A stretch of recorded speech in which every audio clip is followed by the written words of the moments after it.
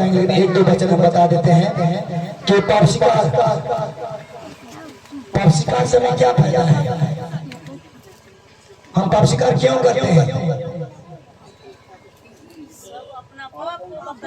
पापों की क्षमा के लिए।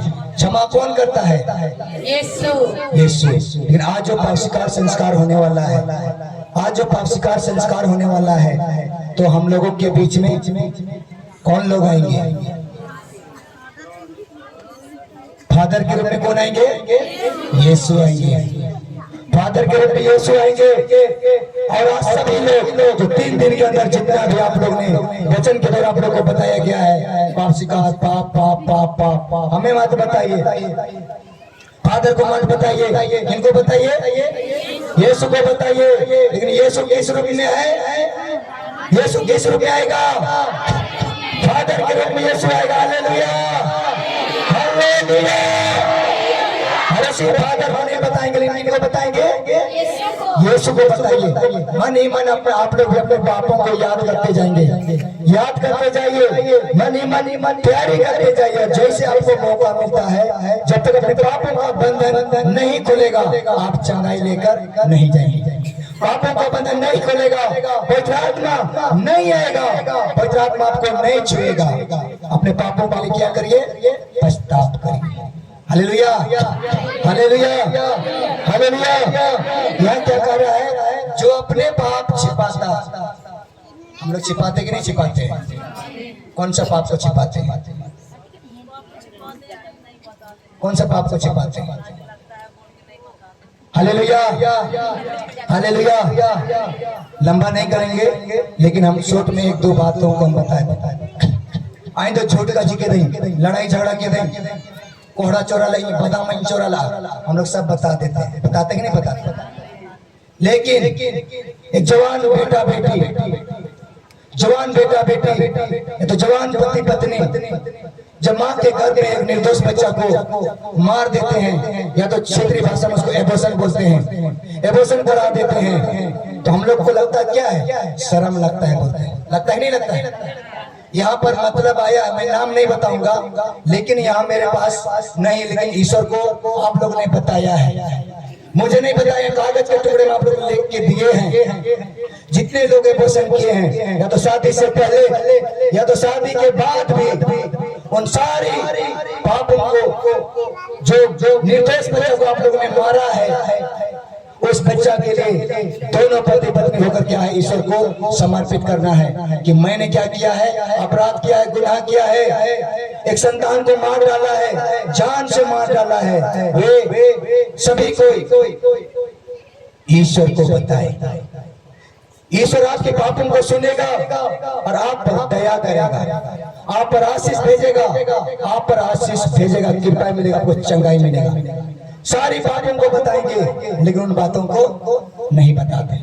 ये भी बहुत सारे लोग क्या है, एक अपनी पत्नी को छोड़कर दूसरे पत्नी के साथ जाकर गांठ जोड़ता है, या तो व्यभिचार करता है, या तो अपने पति को छोड़कर दूसरे पति के पास जाकर गांठ जोड़ता है, तो व्यभिचार करता है। उन सारी पापों को भी हम लोग क्या है? बताने में कतराते हैं। कतराते कि नहीं कतराते? लेकिन आप बताना चाहते हैं कि आपको बताने से मना करता है। करता है कि नहीं करता है? कौन करता है मना? शैतान। आलम का जिया दियुआ फादर है सारी बिन होन के गोजा का जले, या तो मैं फलना औरत से मैं व्यभिचार किया, फादर जान जाएंगे तो हमको हंसेंगे। आप नहीं कहते हैं, लेकिन आपके अंदर में जो शैतान है, वो आपको बोलने से क्या करता है? क्या करता है? मना करता। अगर आज तक वैसे वैसे पाप भी हैं, आप स्वीकार नहीं कर पाए हैं, वैसे वैसे पापों को क्या करिए? बताइए। जब तक नहीं बताइएगा, आपको चंगाई, उद्धार, शांति, मुक्ति नहीं हो पाएगा। क्योंकि मैं नहीं कर रहा हूँ, यहाँ लिख रहा है, जो अपने पाप को छिपाता है, अपने पाप को छिपाइएगा तो उन्नति नहीं करिएगा, विकास नहीं करिएगा, आशीष नहीं बढ़ेगा, कृपा नहीं मिलेगा, वरदान नहीं मिलेगा, दया नहीं आएगा। बुझाता ना बचका की, बुझाता ना बचका की। इसलिए पाप स्वीकार संस्कार एक बहुत बड़ा संस्कार है। नया बनने का समय है, आप लोग नया बनिए, नया बनिए। आपके ऊपर पवित्र आत्मा क्या करेगा? दया करेगा। जो उन्हें प्रकट कर छोड़ देता है, जो उस पाप को प्रकट कर किसके पास प्रकट करेंगे? ईश्वर के पास। और ईश्वर के रूप में कौन आएगा? पुरोहित आएगा। उस पुरोहित के सामने बताइए, मैं इतना बार व्यभिचार किया, इतना बार भ्रूण हत्या किया, किसी भी प्रकार से आप लोग किए, चाहे डॉक्टर से, नर्स से, किसी भी प्रकार से, जड़ी बूटी से, सारे अपराधों को क्या करना है?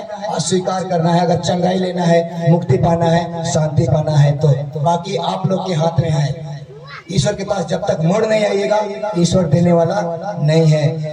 तो जो उन्हें प्रकट कर छोड़ देता है, उस पर दया की जाएगी, आप पर आशीष दिया जाएगा, कृपा दिया जाएगी, मुक्ति दिया जाएगा। Hallelujah, hallelujah, hallelujah. हे प्रभु यीशु, हमारे जीवन में आइए। Hallelujah, hallelujah.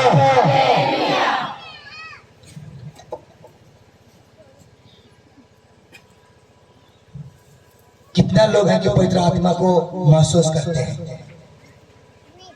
पवित्र आत्मा को कितना लोग महसूस करते हैं? पवित्र आत्मा परमेश्वर महसूस करने वाले लोग। चलिए हम जोरदार ताली बजा दें।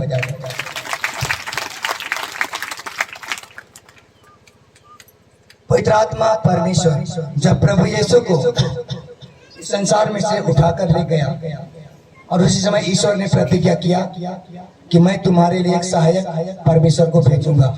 वही परमेश्वर कौन है? पवित्र आत्मा परमेश्वर।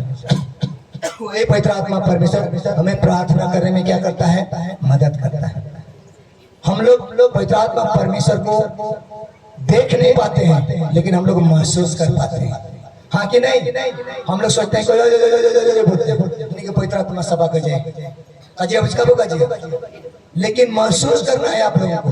पवित्र आत्मा का वैल्यू बहुत है कि नहीं है? हम छोटा सा उदाहरण देकर बताएंगे। शायद गांव घर आसपास नहीं होता है, लेकिन शहर के हर ज्यादातर होता है। शहर वाले लोग ज्यादातर चाय पीते हैं, पीते कि नहीं पीते? लाल चाय नहीं पीते, क्या चाय पीते हैं? दूध चाय पीते हैं।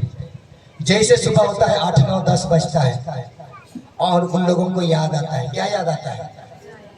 ग्वाला का याद आता है कि नहीं? ग्वाला का याद आता है कि अभी 9 बजे आता है, 9:15 हो गया, लेकिन ग्वाला अभी तक आया नहीं है, दूध लाया नहीं है कि नहीं? जब दूध आ जाता है, किनकी याद आता है? दूध वाला आ जाता है तो किनकी याद आ जाता है? चाय। और बताइए, चाय बनाने वाला। और बताइए, चीनी चाय। और बताइए। हाँ, जोरदार हम लोग ताली बजाएंगे, जोरदार ताली बजाएंगे। जब दूध वाला आ जाता है, आपको बर्तन की ख्याल आता है, हाँ कि नहीं? उस बर्तन में डालते हैं, और बर्तन में डालने के बाद में उस दूध को क्या करते हैं?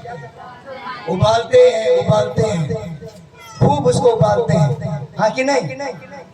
दूध आजकल कितना किलो का है? कितना किलो रुपए दाम है?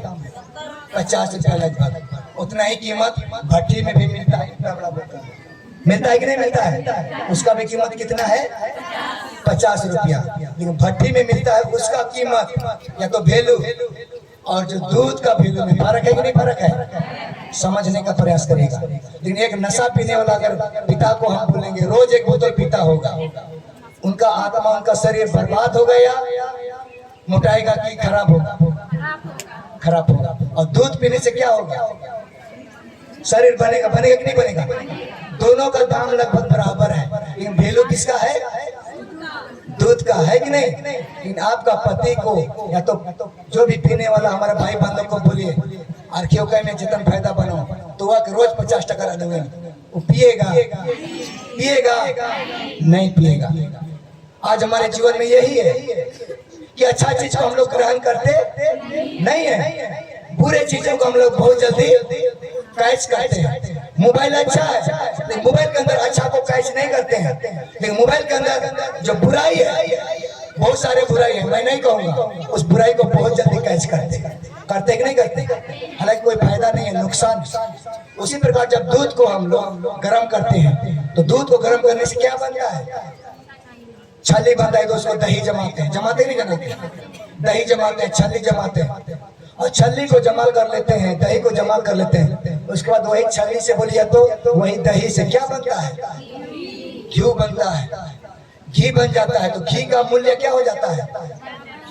बढ़ जाता है। उस दूध है, लेकिन दूध के अंदर में क्या छिपा हुआ है? घी। घी छिपा हुआ है कि नहीं छिपा हुआ है? आज उस घी का वैल्यू बढ़ जाता है। उसी प्रकार क्या है, दूध दिखाई देता है लेकिन उसके अंदर जो घी है वो दिखाई देता है, लेकिन घी का वैल्यू ज्यादा दाम है कि नहीं है? उसी प्रकार यहाँ पवित्र आत्मा सभी को छूता है। पवित्र आत्मा सब बोलते हैं, करते रहते हैं, जो भी करे वो दिखाई देता है, लेकिन उनके अंदर पवित्र आत्मा का जो गुण है, पवित्र आत्मा का जो ज्ञान है, प्रवृत्ति, पवित्र आत्मा का जो प्रज्ञा है, बुद्धि है, वरदान है, आशीष है, दया है, वो दिखाई देता नहीं है। इसलिए सभी को अलग अलग वरदान मिलता है कि नहीं मिलता है? कोई वचन सुनाने का, चंगाई करने का, वचन सुनाने का, जो भी बहुत सारा अलग अलग सभी को वरदान है।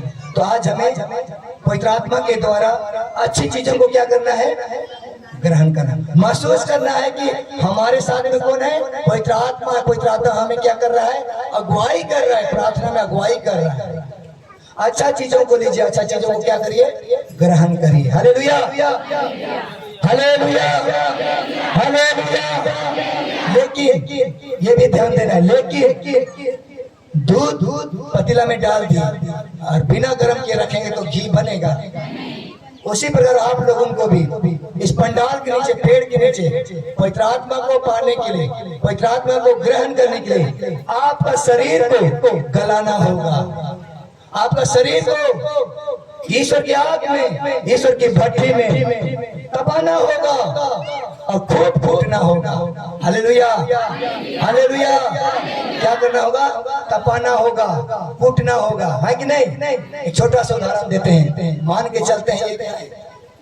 माइक दिखाई दे रहा है आप लोगों को, लेकिन ये माइक नहीं है, क्या है? लोहा है कि नहीं है? मान के चलते हैं ये क्या है? लोहा है। और इस लोहा को हम लोग क्या कर सकते हैं? क्या कर सकते हैं? गला सकते हैं। गला सकते हैं। हम पिताओं से पूछे इस लोहा को क्या करिएगा? कबाड़ी वाला कबाड़ी, कबाड़ी कबाड़ी, लोहा लंगा टूटल फाटल, डेक्ची ढकना थरिया डूबा, साइकिल टायर ट्यूब सब मोर जगह लाइन क्या हुआ हो? बोलता है कि नहीं बोलता है? और ध्यान रखना चला।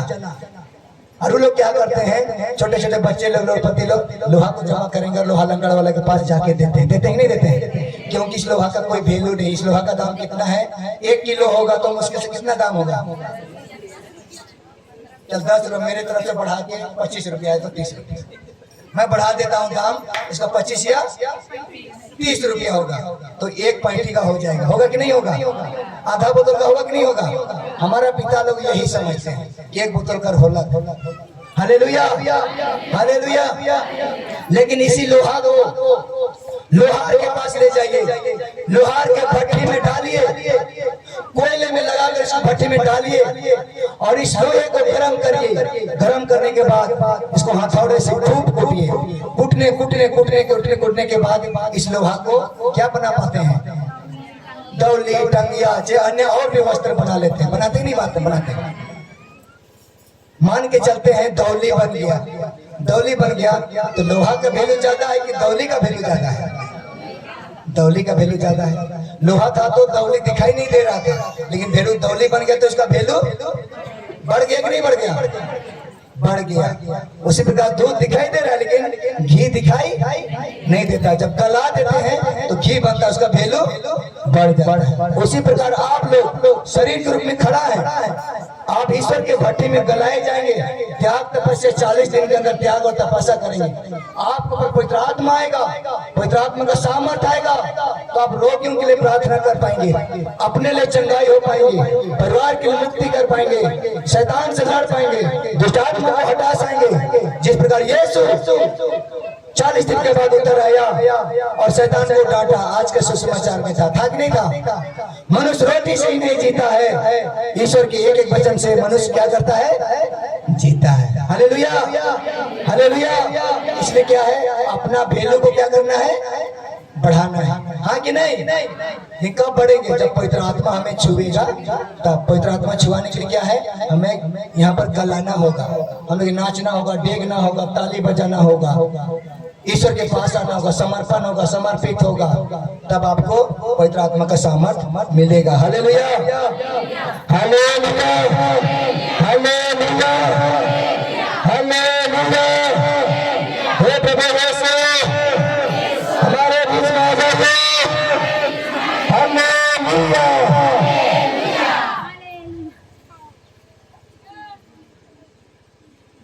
हम लोग हगाई ग्रंथ को देखेंगे।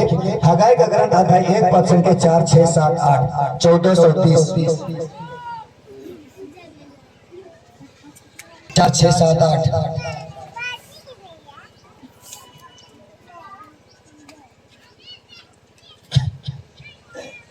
शुरू से ही पढ़ देते हैं। तो यह विश्व मंडल का प्रभु की वाणी है। यह राष्ट्र कहता है, अभी प्रभु के मंदिर के पुनर्निर्माण के समय नहीं आया, किंतु नबी हगाई के माध्यम से प्रभु यह वाणी सुनाई पड़ती है। प्रभु की वाणी सुनाई पड़ी, जब यह मंदिर टूटा फूटा पड़ा है तो क्या यह समय तुम लोगों के लिए अच्छी तरह अच्छांतित घरों में रहने का है? इसलिए विश्व मंडल का प्रभु यह कहता है, तुम अपनी स्थिति पर विचार करो। तुमने बहुत बोया किंतु कम लूटते हो, तुम खाते हो किंतु तुम्हें तृप्त नहीं मिलती, तुम पीते हो किंतु तुम्हारी प्यास नहीं बुझती, तुम कपड़े पहनते हो किंतु तुम्हारा शरीर गर्म नहीं रहता। मजदूर अपना वेतन तो पाता है किंतु उसे छेद वाली थैली में रखता है। विश्व मंडल का प्रभु यह कहता है, तुम अपनी स्थिति पर विचार करो। पहाड़ी प्रदेश जाकर लकड़ी ले आओ और मंदिर फिर बनाओ। मैं उससे प्रसन्न होऊंगा और उसमें अपनी महिमा प्रकट करूंगा। Hallelujah, hallelujah, hallelujah. प्रभु ये ईश्वर क्या कहता है, मेरा मंदिर टूटा फूटा पड़ा हुआ है। हगाई नबी के द्वारा हम सब उनको आह्वान करता है कि तुम्हारा मंदिर, हमारा मंदिर टूटा फूटा पड़ा है। पहाड़ी प्रदेश जाओ और लकड़ी लेकर आओ, फिर दोबारा मंदिर बनाओ। Hallelujah, hallelujah, hallelujah. वो पहाड़ क्या है? वो पहाड़ क्या है? आपका ईश्वर का मंदिर, आप ईश्वर के मंदिर हैं। आप लोग एक ईश्वर के मंदिर हैं, और ईश्वर का मंदिर टूटा फूटा पड़ा हुआ है। जो टूटा फूटा पड़ा हुआ है, तो क्या हुआ? प्रभु यीशु आएगा, आएगा। हालेलुया। हम लोग ईश्वर के क्या है? मंदिर है। ईश्वर का मंदिर कैसा होना चाहिए? साफ होना चाहिए, पवित्र होना चाहिए। एक छोटा सा उदाहरण लेते हैं। आप लोगों का घर, जिस रूम में रहते हैं, जिस घर में रहते हैं, अगर वह घर चूर रहा है, टपकता है पानी, क्या करते हैं? छाते हैं, मरम्मत करते हैं। करते ही नहीं करते? मरम्मत करते हैं। तो मरम्मत करने में क्या क्या लगता है? कांड, कड़वा, बत्ता, सब कुछ एल्वेस्टर लगता है। लगता नहीं लगता है? उसको लाने के लिए कहाँ जाते हैं?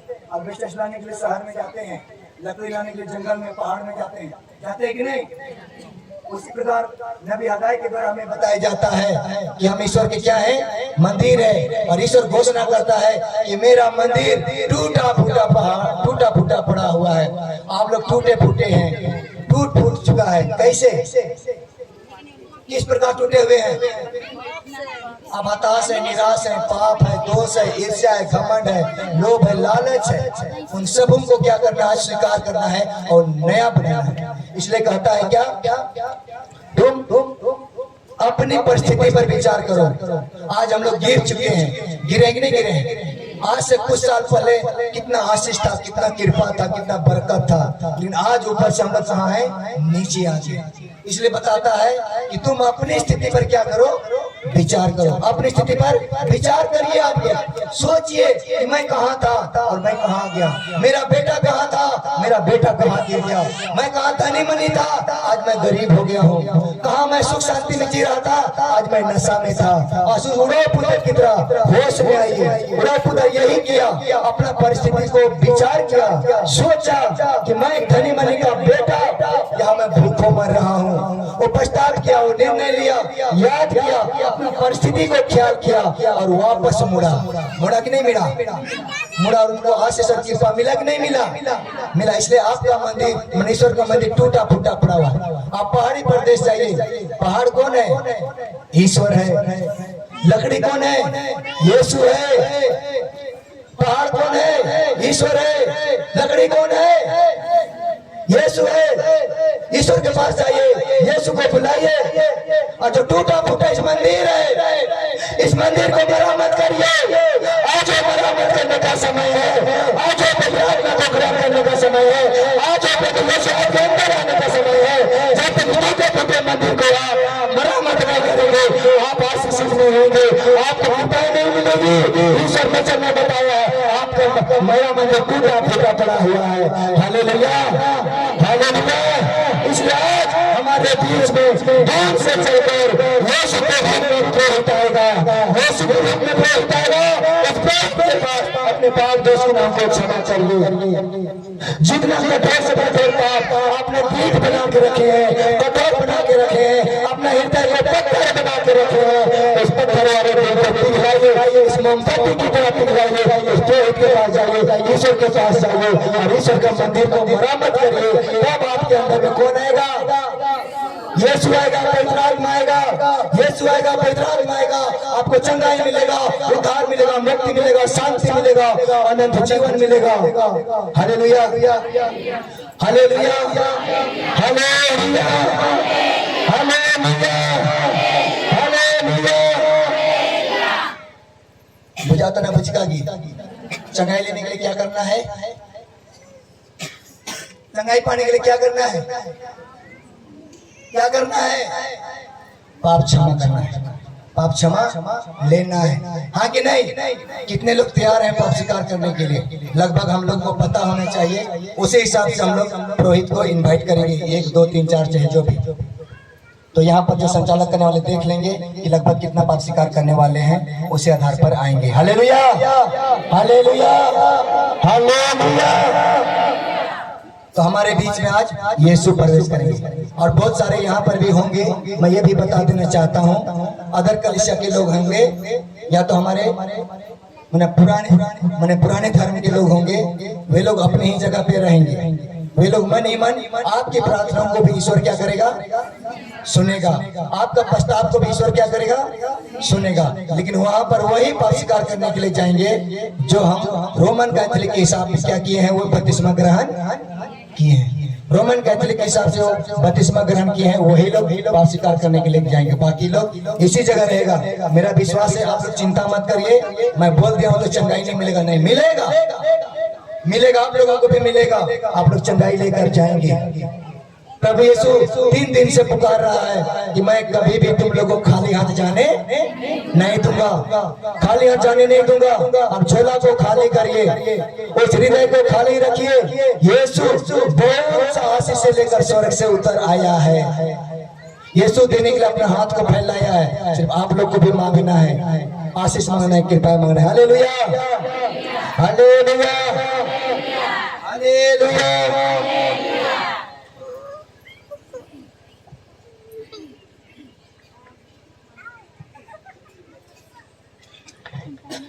एक हम लोग गाना गाएंगे, उसके बाद आगे फिर वचन में जाएंगे हम लोग।